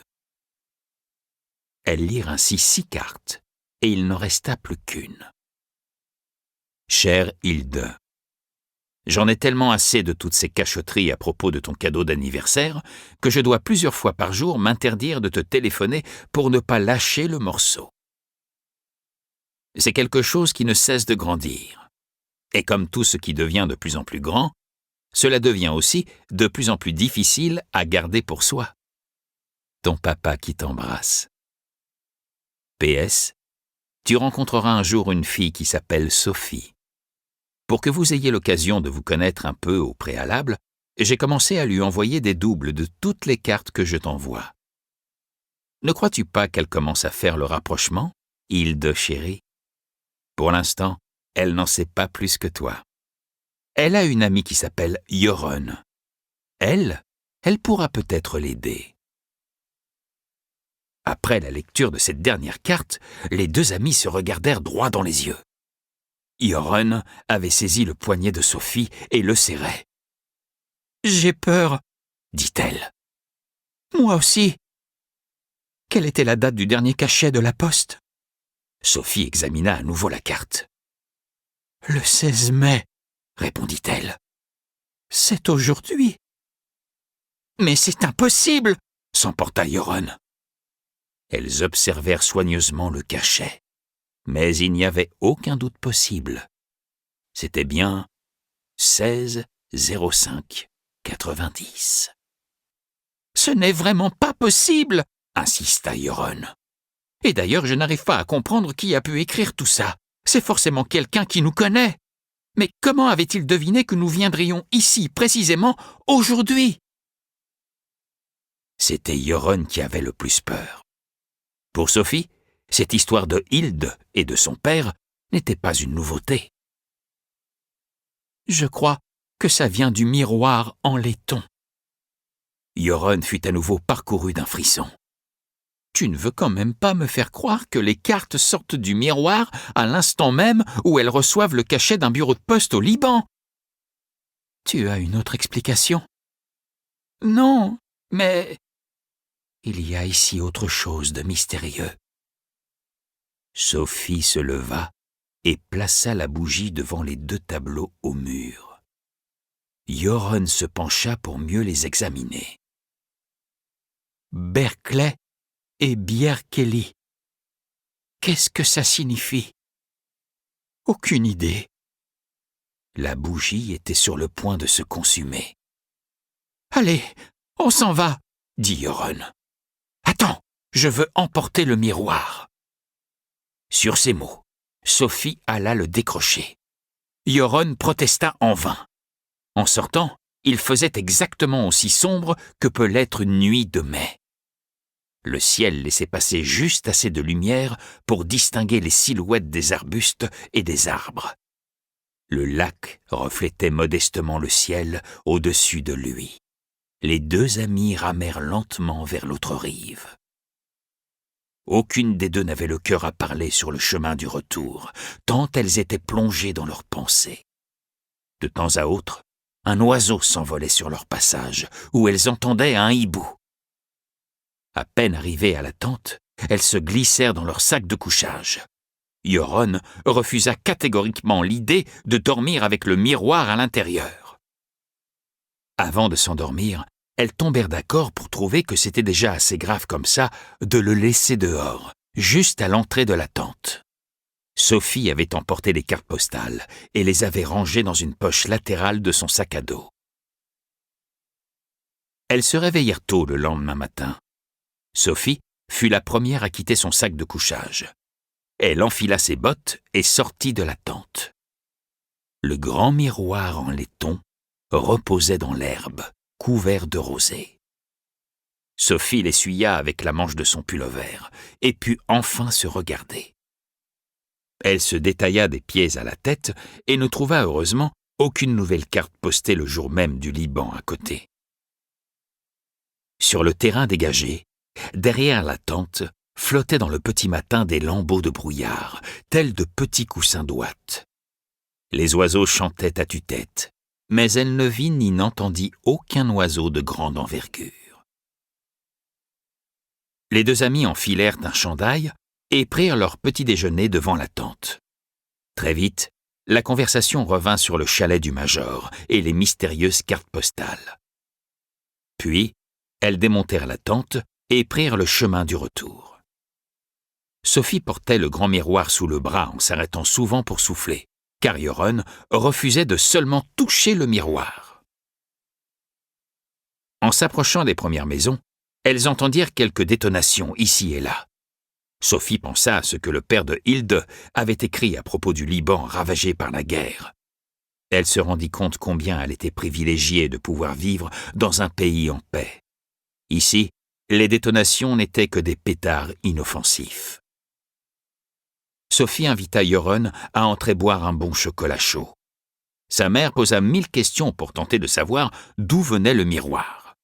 Sophie raconta qu'elle l'avait trouvé devant le chalet du major. Sa mère rappela que cela faisait des années, oh oui, bien des années que personne n'habitait plus là. Quand Yoron rentra chez elle, Sophie se changea et enfila une robe rouge. La journée de la fête nationale se déroula comme d'habitude. Aux informations, on montra un reportage sur la manière dont les troupes norvégiennes de l'ONU avaient célébré ce grand jour. Sophie fixa intensément l'écran. Un de ces hommes était peut-être le père de Hilde.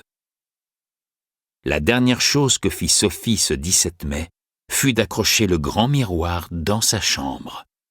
Le lendemain matin, elle trouva une nouvelle enveloppe jaune dans sa cabane. Elle déchira l'enveloppe et entreprit tout de suite de lire ce que contenaient les feuilles. Chapitre 14. 2 cultures. Ainsi seulement, tu éviteras de flotter dans le vide. Nous nous rencontrerons très prochainement, chère Sophie.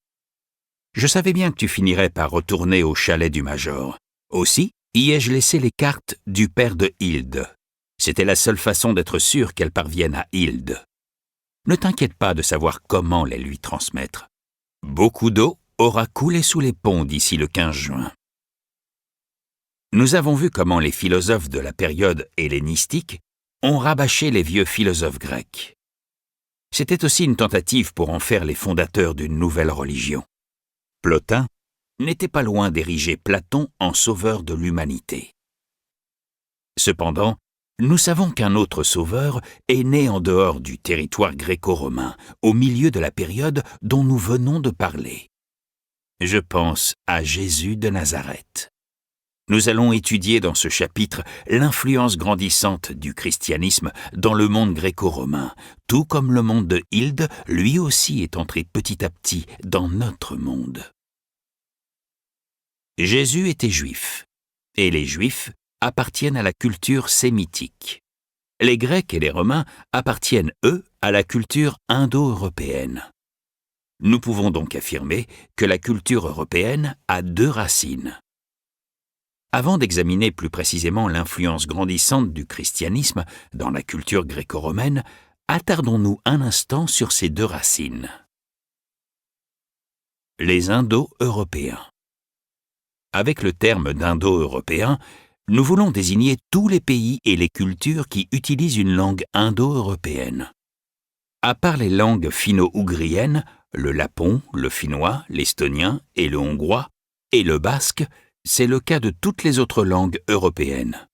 La plupart également des langues indiennes et iraniennes appartiennent à la famille des langues indo-européennes. Il y a environ 4000 ans, vivaient des Indo-Européens autour de la mer Noire et la mer Caspienne. Bientôt, de grandes vagues de familles indo-européennes se déplacèrent vers le sud-est en Iran et en Inde, vers le sud-ouest en Grèce, Italie et Espagne, traversèrent l'Europe centrale vers l'ouest pour atteindre l'Angleterre et la France, vers le nord-ouest, l'Europe du Nord, et tout au nord, l'Europe de l'Est et la Russie. Partout où allèrent les Indo-Européens, ils se mêlèrent aux cultures préexistantes. Mais très vite, la langue et la culture indo-européenne se mirent à jouer un rôle dominant. Que ce soit les anciens Védas indiens, la philosophie grecque et pourquoi pas la mythologie scandinave de Snorre, tous sont écrits dans des langues parentes entre elles. Mais il n'existe pas seulement une parenté au niveau de la langue. La parenté linguistique va souvent de pair avec une parenté de pensée. C'est la raison pour laquelle nous parlons d'une culture indo-européenne. La culture indo-européenne est caractérisée avant tout par la croyance en de nombreux dieux. C'est ce qu'on appelle le polythéisme. Les noms des dieux, ainsi que beaucoup d'expressions et de termes religieux, se retrouvent sur l'ensemble du territoire indo-européen. Je vais me contenter de quelques exemples. Les anciens hindous vénéraient le dieu du ciel, Déaos. En grec, ce dieu se nomme Zeus, en latin Jupiter, c'est-à-dire le père de Iov, ou encore le père Iov. Et en norrois, Tyr. Les noms de Déaos, Zeus, Iov et Tyr ne sont que différentes versions dialectales d'un seul et même mot. Tu te souviens que les Vikings du Nord croyaient en des dieux qu'ils appelaient Æsir. Ce terme qui recouvre les dieux, nous le retrouvons également dans tout l'espace indo-européen. En sanskrit, ou langue classique de l'Inde, on nomme les dieux Asura, ou en iranien Ahura. Il existe un autre mot en sanskrit pour désigner le dieu, Deva. En iranien, Daeva. En latin, Deus. Et en norrois, Tivur. On croyait aussi dans le Nord à tout un groupe de dieux de la fertilité. Par exemple, Njord, Freuy et Freya. On désignait ces dieux par un nom particulier, les vanneurs. Ce mot est apparenté au nom latin qui désigne la déesse de la fertilité, Vénus. En sanskrit existe le terme apparenté de vani, qui signifie plaisir ou désir. L'étude comparative de quelques mythes simples prouve clairement la parenté qui existe dans tout l'espace indo-européen. Quand Snorre évoque les dieux norrois, certains de ces mythes rappellent des mythes indiens racontés 2000 à 3000 ans auparavant. Certes, les mythes de Snorre sont empreints d'un rapport à la nature typiquement nordique, comme les mythes indiens font référence à une nature indienne. Mais nombre de ces mythes ont un noyau commun qui témoigne de leur parenté d'origine. Nous pouvons distinguer un noyau de ce genre dès les premiers mythes sur la boisson qui donne l'immortalité et sur le combat des dieux contre les forces du chaos. Dans la manière de raisonner, nous pouvons aussi constater des similitudes frappantes entre les cultures indo-européennes. Un signe distinctif concerne la conception du monde, scène où se joue un éternel combat entre les forces du bien et du mal. Les Indo-Européens ont pour cette raison toujours cherché à connaître l'avenir du monde. Nous pouvons affirmer sans crainte de nous tromper que ce n'est pas un hasard si la philosophie grecque a vu le jour sur une terre indo-européenne. Les mythologies indiennes, grecques et nordiques constituent une base excellente pour des considérations philosophiques ou spéculatives. Les Indo-Européens ont cherché à avoir une certaine connaissance de la marche du monde. Nous pouvons pratiquement suivre le terme connaissance ou savoir d'une culture à l'autre sur l'ensemble du territoire indo-européen. En sanskrit, on dit vidya. Ce terme ressemble fortement au mot grec eidos, idée, qui joue, tu t'en souviens, un grand rôle dans la philosophie de Platon. En latin, nous connaissons le terme vidéo, mais sur le sol romain, ce mot signifie tout simplement « je vois ». Ce n'est que de nos jours que le verbe « voir » est souvent réduit au sens d'avoir les yeux rivés à un écran de télévision. En anglais, nous avons les termes « wise » et « wisdom », sagesse. En allemand, « wissen », savoir. En norvégien, nous avons le mot « viten », savoir. Le terme norvégien « viten » a donc la même racine que les termes « vidya » en indien, « eidos » en grec et « vidéo » en latin. De manière générale, nous pouvons constater que la vue est le sens le plus important pour les Indo-Européens. Chez les Indiens, les Grecs, les Iraniens et les Germains, la littérature a toujours été caractérisée par de grandes visions cosmiques. Encore une fois, ce terme de « vision » est justement formé à partir du verbe latin « vidéo ». Un autre signe distinctif des cultures indo-européennes, c'est d'avoir sculpté et peint des représentations et des histoires de leurs dieux telles que nous les rapportent les mythes. Pour finir, les Indo-Européens ont eu une conception cyclique de l'histoire. Cela signifie qu'ils vivent l'histoire comme un perpétuel recommencement, une succession de cycles, exactement comme dans le cycle des saisons, le printemps succède à l'hiver.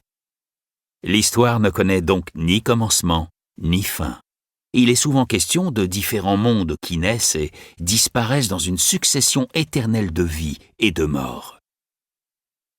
Les deux grandes religions orientales, l'hindouisme et le bouddhisme, ont toutes deux une origine indo-européenne. C'est aussi le cas de la philosophie grecque, et nous pouvons faire plusieurs rapprochements entre, d'un côté, l'hindouisme et le bouddhisme, et de l'autre, la philosophie grecque. De nos jours, l'hindouisme et le bouddhisme sont fortement marqués par une réflexion de type philosophique. Dans l'hindouisme et le bouddhisme, on met souvent l'accent sur l'omniprésence du divin dans tout ce qui est panthéisme et sur la possibilité offerte à l'homme de s'unir à Dieu grâce à un savoir religieux. Rappelle-toi Plotin, Sophie. Un grand retour sur soi, c'est-à-dire une méditation, est souvent requis pour y accéder. En Orient, une attitude passive et réservée peut par conséquent former un idéal religieux. Chez les Grecs aussi, beaucoup pensaient que l'homme devait vivre en ascète ou retiré du monde pour le salut de son âme. Ce sont de telles idées du monde gréco-romain qui peuvent expliquer de nombreux aspects du monde des monastères au Moyen Âge. On retrouve également dans un grand nombre de cultures indo-européennes la croyance dans la transmigration de l'âme. Pendant plus de 2500 ans, le but de la vie a été pour l'individu de se libérer de la réincarnation. Nous avons vu d'ailleurs que Platon croyait lui aussi à la réincarnation. Les Sémites. Passons à présent aux Sémites, Sophie. Nous voici face à une toute autre culture avec une toute autre langue. Les Sémites viennent à l'origine de la péninsule arabe, mais ils ont aussi émigré dans différentes parties du monde. Durant plus de 2000 ans, les Juifs ont vécu éloignés de leur patrie d'origine. L'histoire et la religion sémitique sont allées le plus loin de leurs racines par le biais du christianisme et de l'islam. Les trois religions qui ont influencé l'Occident, le judaïsme, le christianisme et l'islam, ont un fond commun sémitique. Le texte sacré des musulmans, le Coran, ainsi que l'Ancien Testament, sont écrits dans des langues sémitiques parentes. Un des termes de l'Ancien Testament pour « Dieu » a ainsi la même racine linguistique que « Allah » chez les musulmans. En ce qui concerne le christianisme, c'est un peu plus compliqué. Bien sûr, le fond est lui aussi sémitique. Mais le Nouveau Testament a été rédigé en grec. Aussi, quand la théologie ou la croyance chrétienne se sont développées, elles ont subi l'influence de la langue grecque et latine, et partant de la philosophie de l'époque hellénistique. Les Indo-Européens croyaient, nous l'avons dit, à toutes sortes de dieux. Pour ce qui est des Sémites, il est frappant de constater que très tôt, ils ont vénéré un dieu et un seul. C'est ce qu'on appelle le monothéisme. Que ce soit dans le judaïsme, le christianisme ou l'islam, la pensée clé est qu'il n'existe qu'un seul Dieu. Une autre caractéristique sémitique est que les Sémites ont eu une vision linéaire de l'histoire, ce qui revient à dire que l'histoire est conçue comme une ligne droite. Dieu créa un jour l'univers, et ce jour marque le début de l'histoire. Mais un jour viendra où l'histoire arrivera à son terme. C'est le jour du jugement dernier, lorsque Dieu reviendra juger les vivants et les morts. Le rôle joué par l'histoire constitue justement un autre trait sémitique commun chez ces trois grandes religions monothéistes. Dieu intervient dans l'histoire. Plus précisément, l'histoire existe afin qu'à travers elle, Dieu puisse réaliser son dessein. De même qu'il conduisit Abraham un jour à la terre promise, il conduit la vie des hommes jusqu'au jour du jugement dernier. Ce jour-là seulement, tout le mal du monde sera anéanti. Avec une telle intervention de Dieu dans le cours de l'histoire, les Sémites se sont, pendant des millénaires, fortement intéressés à l'écriture de l'histoire. Ce sont justement ces racines historiques qui sont le noyau proprement dit des écrits religieux. De nos jours, la ville de Jérusalem est un centre religieux très important, aussi bien pour les Juifs et les chrétiens que pour les musulmans. Ceci prouve encore une fois la forte parenté historique de ces trois religions. Là se côtoient de grandes synagogues juives, des églises chrétiennes et des mosquées musulmanes. C'est pourquoi il est si tragique de voir que justement Jérusalem est devenu le lieu d'un enjeu politique et que des milliers d'hommes se massacrent parce qu'ils sont incapables de s'entendre pour déterminer qui aura la suprématie sur la ville éternelle. Puisse l'ONU un jour parvenir à rétablir la paix à Jérusalem et lui rendre sa vocation de lieu de rencontre pour les trois religions. Nous laissons cet aspect pratique du cours de philosophie de côté pour l'instant. C'est au père de Hilde de prendre le relais dans ce domaine. Car tu as sans doute compris qu'il est observateur des forces de l'ONU au Liban. Je peux te dévoiler qu'il occupe un poste de major. Si cela te met la puce à l'oreille, tant mieux. D'un autre côté, ne précipitons pas trop les choses. Nous avons dit que le sens le plus important chez les Indo-Européens était la vue. Chez les Sémites, il est frappant de constater que cette fois, c'est l'ouïe qui joue un rôle essentiel. Ce n'est pas un hasard si la confession de la foi juive commence par les mots « Écoute Israël ». Dans l'Ancien Testament, il est écrit que les hommes entendirent la parole du Seigneur et les prophètes juifs avaient coutume de commencer leurs prédictions par « Ainsi parlait Yahvé, Dieu ». Le christianisme attache aussi une grande importance au fait d'entendre la parole de Dieu. Et surtout, le culte juif, chrétien ou musulman laisse la part belle à la lecture à voix haute, dite récitation. J'ai ensuite parlé des représentations divines en peinture ou sculpture. Pour les Sémites, il est caractéristique qu'ils ont interdit de représenter Dieu. Cela signifie qu'il est interdit de peindre ou de faire des sculptures de Dieu et de tout ce qui est divin. Dans l'Ancien Testament, les hommes sont frappés de l'interdiction de créer des images de Dieu. Ceci est encore vrai de nos jours dans l'islam et dans le judaïsme. Dans l'islam, on témoigne aussi d'une grande méfiance à l'égard de la photographie et des arts plastiques en général. Derrière cela, il y a l'idée que les hommes ne doivent pas entrer en concurrence avec Dieu et créer eux aussi quelque chose. Mais l'Église chrétienne regorge de représentations de Dieu et de Jésus, me diras-tu. Et tu as raison, Sophie. Mais ceci n'est qu'un exemple pour te montrer justement l'influence du monde gréco-romain sur le christianisme. Dans l'Église orthodoxe, c'est-à-dire en Grèce et en Russie, il reste interdit de créer des sculptures ou des crucifix à partir de l'histoire de la Bible. À la différence des grandes religions orientales, ces trois religions insistent sur le fossé qui existe entre Dieu et le monde qu'il a créé.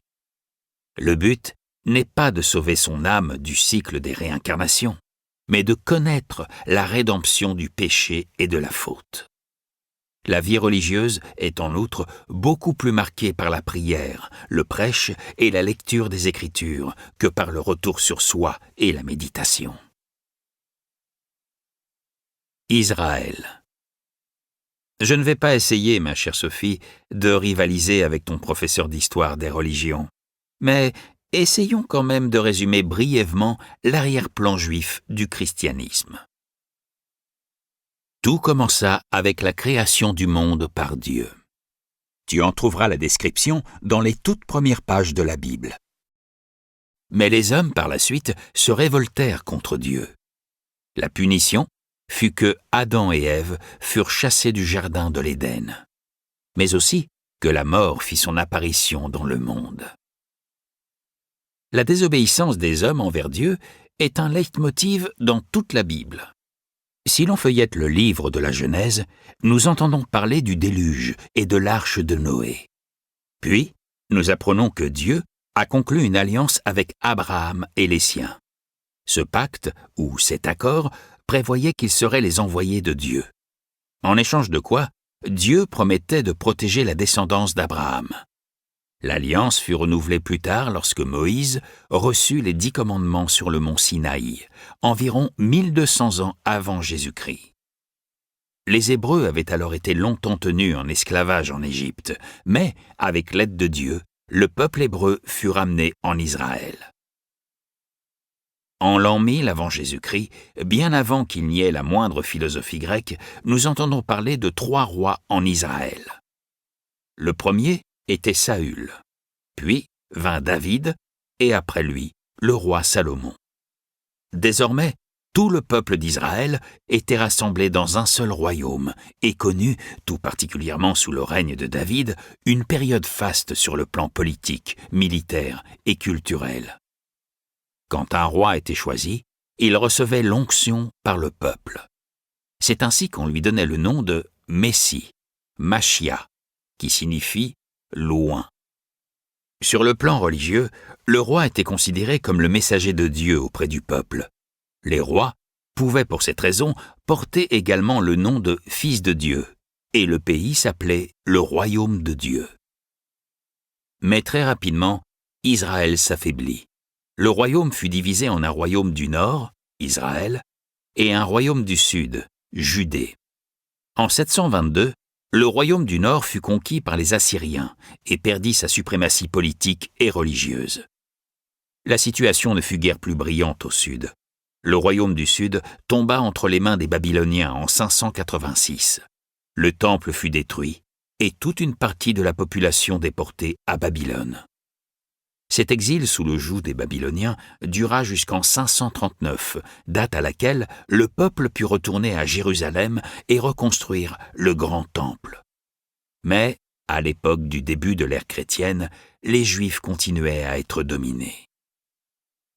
La question que se posèrent les Israélites était pourquoi le royaume de David s'était effondré, attirant dans sa chute les malheurs les uns après les autres. Dieu avait pourtant promis d'être bienveillant envers Israël. Mais le peuple avait de son côté promis de respecter les commandements de Dieu. Israël avait été puni par Dieu pour sa désobéissance. Aux alentours de l'an 750 avant notre ère, on assista à l'apparition d'une série de prophètes qui proclamèrent le châtiment divin parce que le peuple juif n'avait pas suivi les règles fixées par le Seigneur. Un jour viendra, prophétisait-il, où Israël comparaîtra devant Dieu. Ces prophéties sont appelées les prophéties du jugement. On vit alors d'autres prophètes se manifester qui, eux, proclamèrent que Dieu allait sauver une partie du peuple et envoyer un prince de la paix, c'est-à-dire un roi porteur de paix qui serait de la descendance de David. Il allait rétablir l'ancien royaume de David et le peuple aurait un avenir radieux.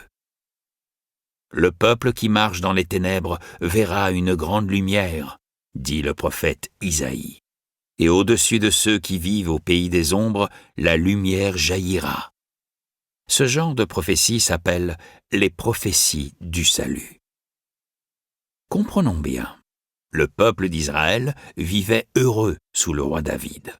Quand la situation se dégrada pour les Israélites, les prophètes annoncèrent la venue d'un nouveau roi de la race de David. Ce Messie, ou Fils de Dieu, allait sauver le peuple, rétablir la suprématie d'Israël et fonder le royaume de Dieu.